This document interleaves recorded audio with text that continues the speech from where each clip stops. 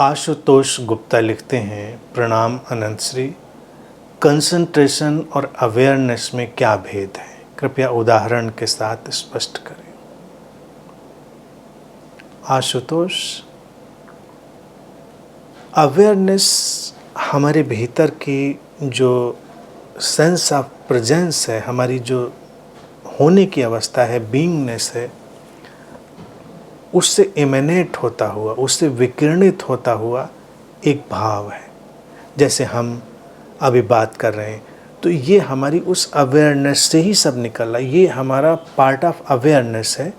Awareness को बहुत simplified ढंग से जो उदाहरण समझ रहे हैं, किसी भी बात को एक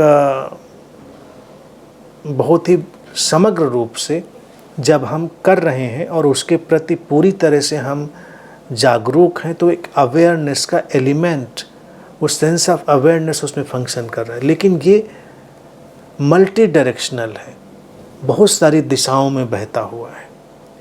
कंसंट्रेशन, उसी को हम कहें फोकस, वही अवेयरनेस जब किसी खास बिंदु पर फोकस्ड हो जाती है तो उस फोकस्ड अवेयरनेस को हम कंसंट्रेशन कहते हैं। जैसे सूरज से आती हुई किरणें, तो वो किरणें हमारी अवेयरनेस जैसी हैं, चारों तरफ एक रोशनी है, बिखर रही है।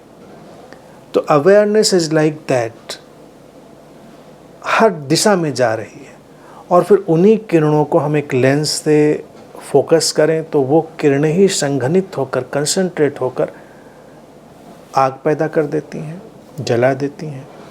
तो हमारी ये जो हर दिशा में बहती हुई सचेतनता है, जब हम किसी विशेष उपयोगिता के लिए, विशेष कार्य के लिए वहाँ पर उसको केंद्रित करते हैं, फोकस करते हैं, तो वही है, वो कोई अलग चीज़ नहीं आती। कंसंट्रेशन कहीं अलग से आता, वही किरणें वहाँ पर कंसंट्रेट हो जाती हैं। तब वो जो काम है वो विशेष ढंग से संपादित हो जाता है।